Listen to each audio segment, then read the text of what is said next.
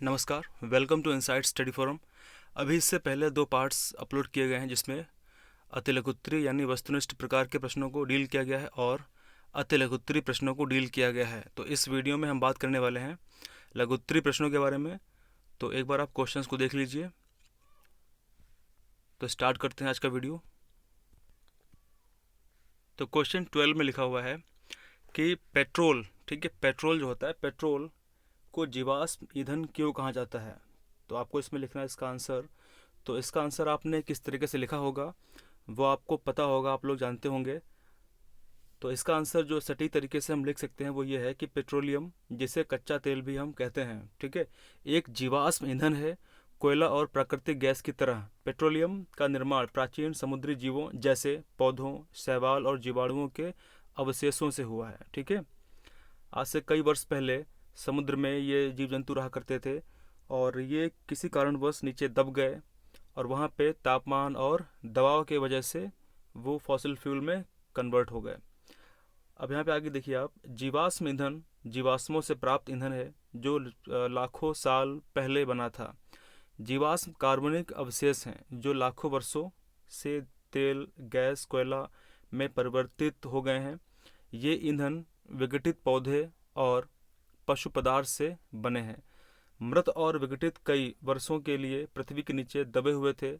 मृत और क्षयकारी पदार्थ एक बड़ी मात्रा में दबाव और तापमान के तहत जीवाश्मों में बदल गए।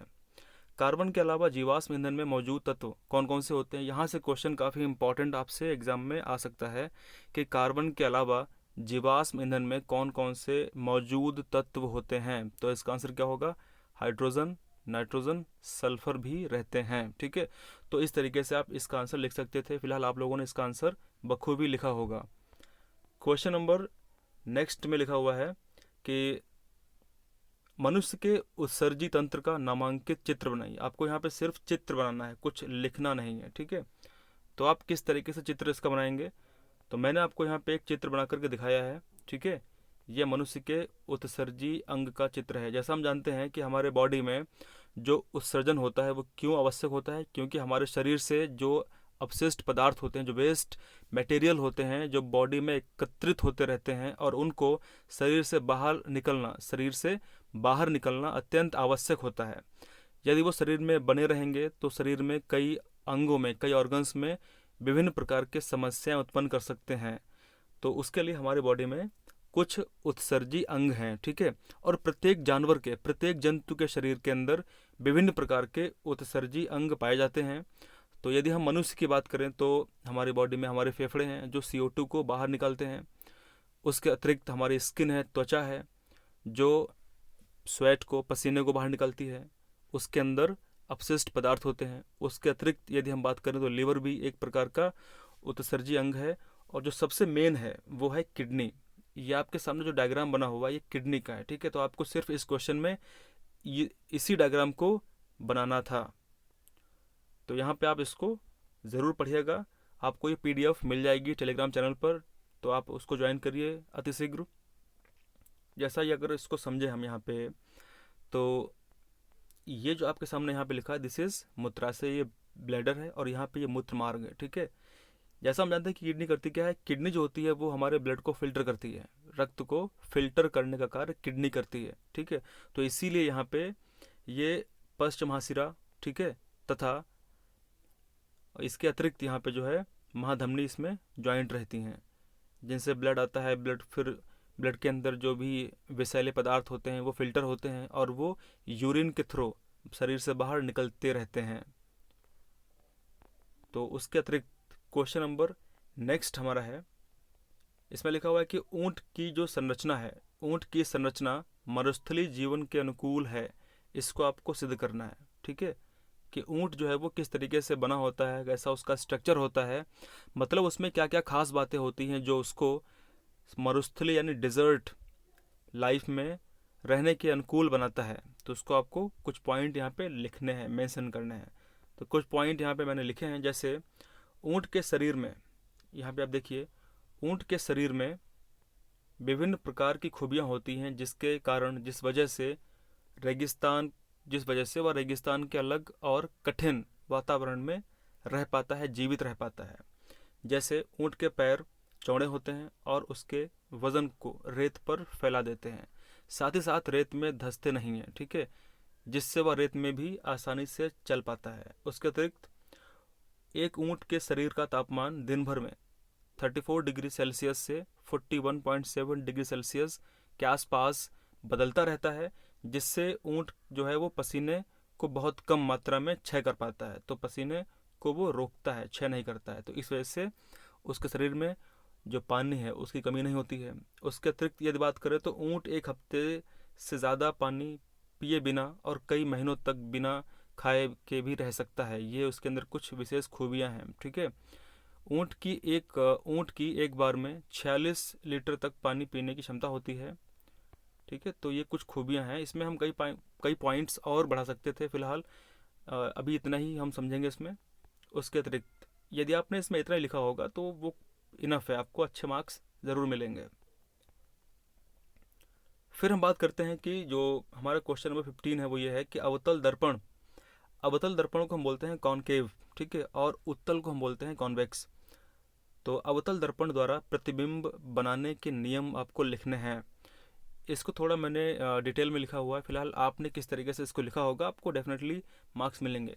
इसमें सबसे इम्पोर्टेंट बात यह है कि यदि आपने डायग्राम बनाया होगा, ठीक है, यदि आपने इस तरीके से डायग्राम बनाया होगा तो आपको फिर ज़्यादा अच्छे मार्क्स मिलने की संभावना है, क्योंकि ऐसे क्वेश्चंस में, प्रश्नों में डायग्राम बहुत ज़रूरी होता है। यहाँ पे आप देखिए, यहाँ पे जब लाइट आएगी, ठीक है, जब यहाँ पे जो इंसिडेंट रे है वो आएगी, तब यहाँ पे वो रिफ्लेक्टेड होगी, ठीक है, यहाँ पे वो परावर्तित होगी। यानी ये जो सतह है, इसके जो अंदर की सरफेस है वो है परावर्तित सतह, ठीक है, और यहाँ पे जो उसकी आउटर सरफेस है, यहाँ पे ये ग्लास है एक तरीके से, ठीक है। तो यहाँ पे इसको पढ़ते हैं कि इस पे क्या लिखा हुआ है। अवतल दर्पण एक प्रकार का गोलीय दर्पण होता है जिसमें परावर्तक सतह गोले के भीतर घुमावदार सतह होती है। अर्थात इस प्रकार के दर्पणों में परावर्तक सतह आपतित प्रकाश स्रोत से दूर होती प्रतीत होती है, ठीक है। अपने आकार के कारण आपतित प्रकाश अंदर की ओर परिलक्षित होता है। इस प्रकार उन्हें अभिसरण दर्पण भी कहा जाता है और इनका उपयोग प्रकाश को केंद्रित करने के लिए किया जाता है। काफ़ी इंपॉर्टेंट पॉइंट यहाँ पे है जो आपको ध्यान रखना है। उसके अतिरिक्त यदि बात करें तो अवतल दर्पण में विभिन्न प्रतिबिंबों का निर्माण होता है, यानी कई सारे प्रतिबिंब यहाँ बनते हैं। यह मुख्य रूप से वस्तु और दर्पण के बीच की दूरी पर डिपेंड करता है, ठीक है। मेन रूप से वस्तु की और दर्पण की दूरी के ऊपर डिपेंड करता है, निर्भर करता है। अवतल दर्पण वास्तविक और आभासी दोनों प्रकार के प्रतिबिंब को बनाता है। जब अवतल दर्पण वस्तु के बहुत करीब रखा जाता है तो एक आभासी और आवर्धित प्रतिबिंब प्राप्त होता है, और यदि हम वस्तु और दर्पण के बीच की दूरी को बढ़ा देते हैं तो प्रतिबिंब का आकार कम हो जाता है और वास्तविक प्रतिबिंब बन जाता है। तो इन वास्तविक प्रतिबिंबों को एक स्क्रीन पर हम उतार सकते हैं। तो केंद्र बिंदु और अवतल की बात करें, केंद्र बिंदु और अवतल दर्पण की बात करें तो केंद्र बिंदु और अवतल दर्पण के बीच की जो वक्रता केंद्र है, ठीक है, दर्पण के सामने स्थित होता है।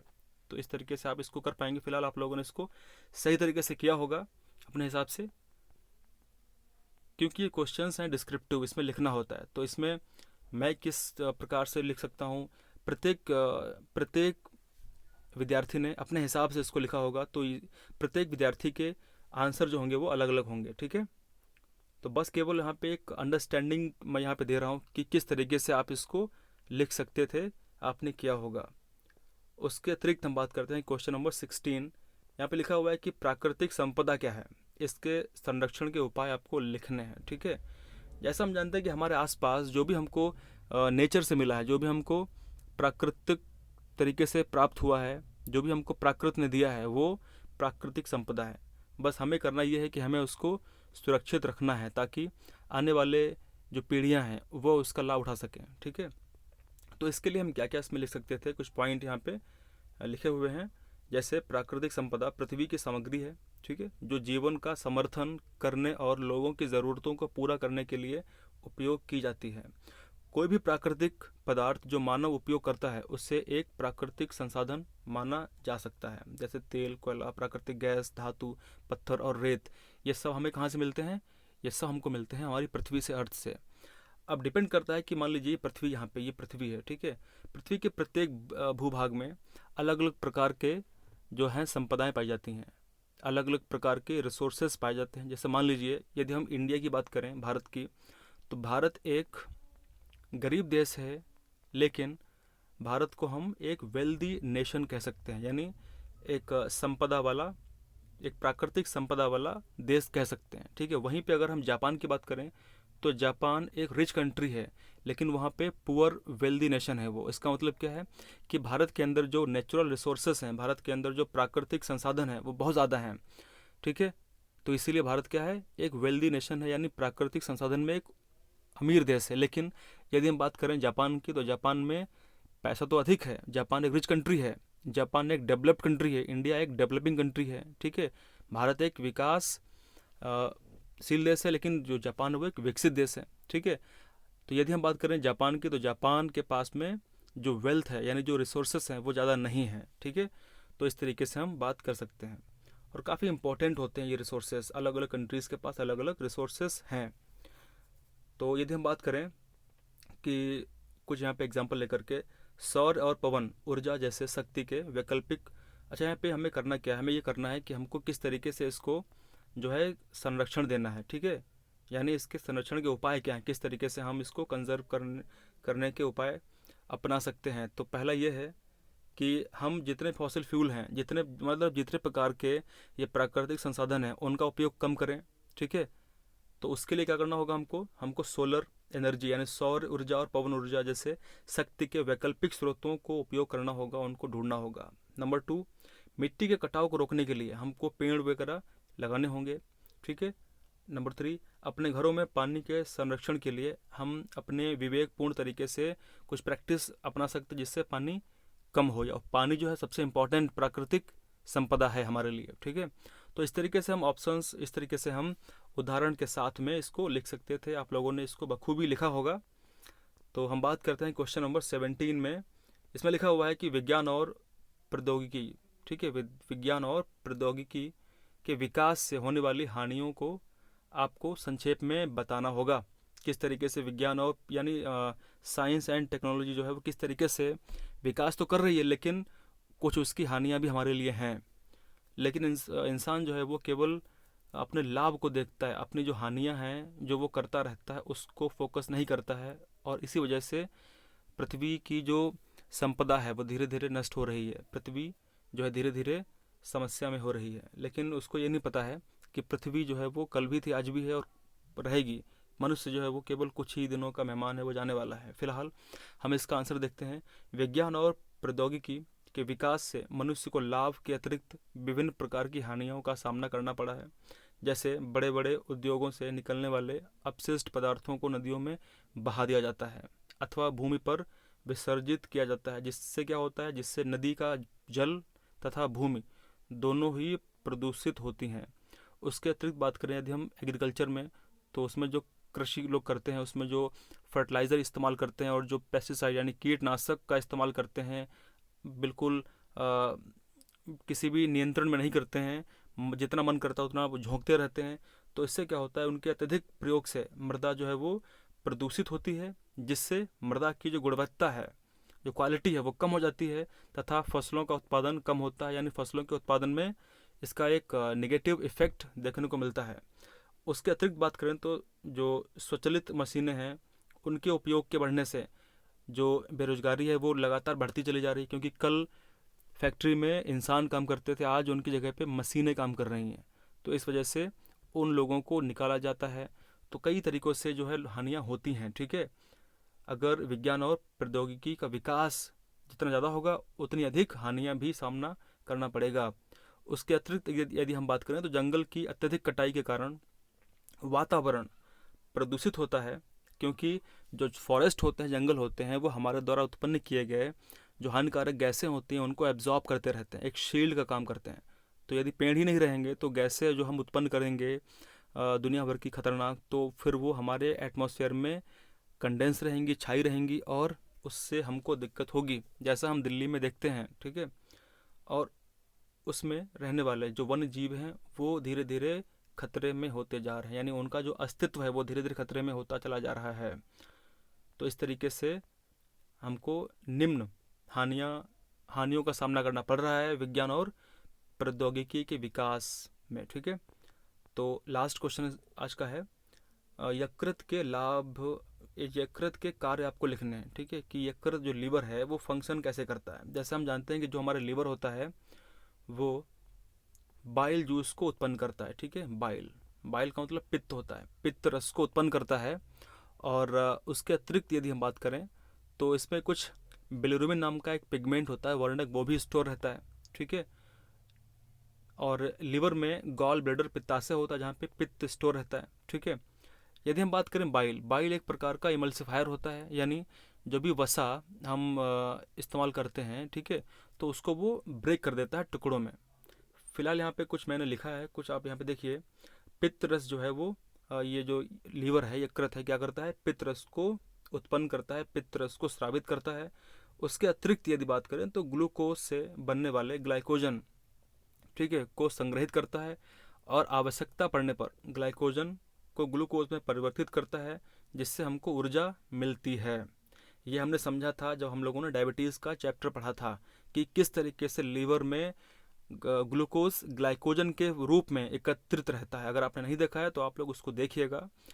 मुझे ऐसा लग रहा था कि इस बार डायबिटीज़ से, मधुमेह से कोई ना कोई प्रश्न आना चाहिए, लेकिन नहीं आया फिलहाल, लेकिन अगली बार डेफिनेटली आएगा। ठीक है, तो अगला हमारा कार्य करता है ये कि पचे हुए भोजन से वसाओं और प्रोटीन को संशोधित करने में हेल्प करता है। उसके अतिरिक्त बात करें तो रक्त का थक्का बनाने के लिए आवश्यक प्रोटीन को बनाता है। उसके अतिरिक्त यदि बात करें तो जो भ्रूणीय अवस्था होती है ना, फीटस जो होता है, यानी ऐसा बच्चा जिसका जन्म नहीं हुआ है उसको हम भ्रूण कहते हैं, फीटस। तो जो भ्रूण होता है उस अवस्था में यह रक्त का भी निर्माण करने का कार्य करता है। और जैसे वो बच्चा बड़ा हो जाता है, वयस्क बन जाता है, तो रक्त जो है वो हमारे अस्थि मज्जा में बनना शुरू हो जाता है। ठीक है, तो इस प्रकार से हमने इन क्वेश्चंस को डिस्कस किया। अभी आपको मैथ्स का वीडियो मिलने वाला है, गणित का वीडियो मिलने वाला है, और अगर आपको ये पीडीएफ चाहिए तो आप चैनल को सब्सक्राइब करें। ठीक है, और आपको पीडीएफ वहाँ पे डेफिनेटली मिलेगा। Okay, thank you very much, thanks for watching, thank you, thanks a lot.